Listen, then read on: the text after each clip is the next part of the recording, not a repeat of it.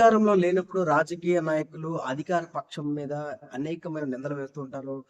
లేనిపోని ఆరోపణలు చేస్తుంటారు. అసలు పవన్ కళ్యాణ్ గారైతే దానికి ఆయన ఆవేశానికి హద్దులు, పొద్దులు అనేవి ఉండవనమాట. ఆయన ఒకసారి రైతుల గురించి ప్రతిపక్షంలో ఉన్నప్పుడు అంటే 2024 ఎలక్షన్స్‌కి ముందు రైతుల పక్షాన్ని ఎలా మాట్లాడాడో ఒకసారి చూడండి.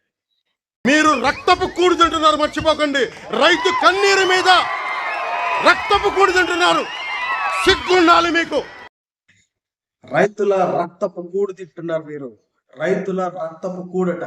మరి ఇప్పుడు ఓజీ సినిమాకేమో ₹1000 టికెట్, రైతులకేమో టమాటాలకి రూ. 1, ఉల్లిపాయలకి రూ. 1 అని చెప్పేసి చెప్తున్నారు. రైతు బజార్కి వచ్చేసరికి రూ. 30 అవుతుంది, కానీ మధ్యలో ఉన్న దళారీలు తింటున్నారు.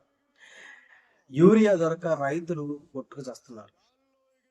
టమాటా రైతులు, ఉల్లి రైతులు కన్నీళ్లతో ఇళ్ళకి వెళ్తున్నారు. ఎవరి రక్తపు కూడు ఎవరు తింటున్నారు?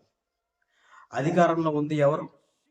మాకెందుకులే, మేము అధికారంలో లేవు కదా, నేను డిప్యూటీ సీఎం అయిపోయాను, ఎవరికి నేను సమాధానం చెప్పాల్సిన అవసరం లేదు అని చెప్పేసి ఆయన అనుకుంటే మాత్రం అది అవివేకం. ప్రజలు చూస్తూ ఉన్నారు. ఏదో ఒక రోజు నాకు బుద్ధి చెప్తారనే విషయాన్ని గ్రహించాలి. ఇటువంటి నిర్ణయాల వల్ల ఇప్పుడు రైతులకి రూపాయి పడేసి కిలో ఉల్లిపాయలు కొనే బదులు, వాళ్ళకి మీరు ₹1000 పెట్టి టికెట్ రేట్ ఇచ్చే బదులు రైతులకి కనీసం ఒక ₹10 కిలో రేట్ పెంచవచ్చు కదండి. ఆ దళారుల్ని కంట్రోల్ చేయొచ్చు కదా. చేస్తే రైతులు సుఖపడతారు, సంతోషంగా ఉంటాడు కదా. రైతుల పక్షాన్ని పోరాటాలు చేసే వాళ్ళు ఎవరు లేకుండా పోయారు. వైసీపీ వాళ్ళు కూడా దీని గురించి పెద్దగా ఏం మాట్లాడలేదు. రైతుల పక్షాన పోరాడాలి. కాంగ్రెస్ అంటారా?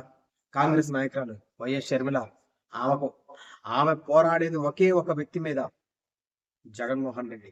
పోరాటాలు చేసేది ఒకే ఒక వ్యక్తి తరఫున, చంద్రబాబు నాయుడు గారు. చంద్రబాబు నాయుడు గారికి ఏదైనా కష్టం వస్తే ఆవిడ విమానం దిగిపోద్ది అంతే విజయవాడలో.